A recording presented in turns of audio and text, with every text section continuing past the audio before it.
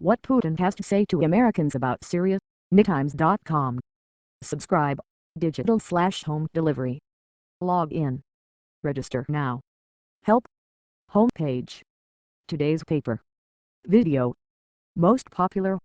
Edition. US/global. Search opinion. World. US.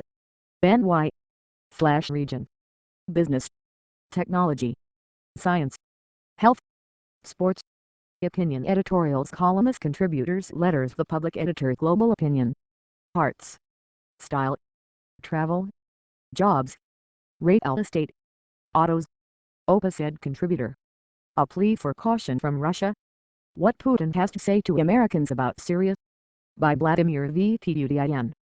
Published, September 11, 2013. Moscow. Recent events surrounding Syria have prompted me to speak directly to the American people and their political leaders. It is important to do so at a time of insufficient communication between our societies. Enlarge this image. Oliver Monday. Interactive features, reader reactions to Putin's letter. Readers responded to multiple aspects of an opus-ed by Russian President Vladimir V. Putin, published by the New York Times on Wednesday, September 11. Related. UN Rights Panel cites evidence of war crimes by both sides in Syria, September 12, 2013. Related in opinion. Room for debate. Can Syria's chemical arsenal be destroyed? September 11, 2013. Connect with us on Twitter. For Opus-Ed, follow @UtOpinion, and to hear from the editorial page editor, Andrew Rosendahl, follow @NDerNeat. Relations between us have passed through different stages. We stood against each other during the Cold War. But we were also allies once, and defeated the Nazis together. The Universal International Organization, the United Nations, was then established to prevent such devastation from ever happening again. The United Nations founders understood that decisions affecting war and peace should happen only by consensus, and with America's consent the veto by Security Council permanent members was enshrined in the United Nations Charter. The profound wisdom of this has underpinned the stability of international relations for decades. No one wants the United Nations to suffer the fate of the League of Nations, which collapsed because it lacked real leverage. This is possible if influential countries bypass the United Nations and take military action without Security Council authorization. The potential strike by the United States against Syria, despite strong opposition from many countries and major political and religious leaders, including the Pope, will result in more innocent victims and escalation, potentially spreading the conflict far beyond Syria's borders. A strike would increase violence and unleash a new wave of terrorism.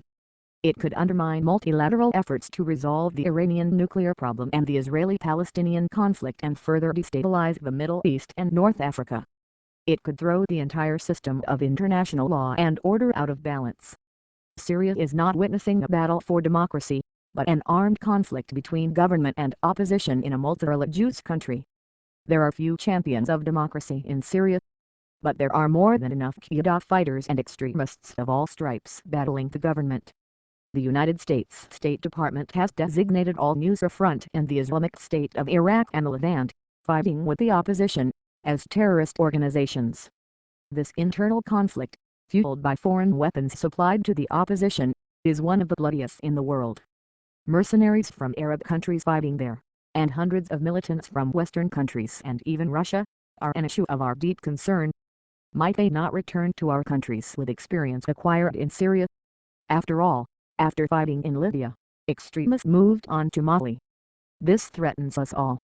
From the outset, Russia has advocated peaceful dialogue enabling Syrians to develop a compromise plan for their own future.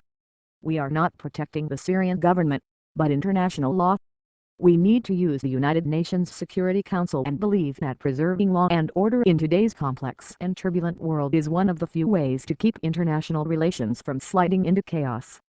The law is still the law, and we must follow it whether we like it or not. Under current international law, force is permitted only in self-defense or by the decision of the Security Council. Anything else is unacceptable under the United Nations Charter and would constitute an act of aggression.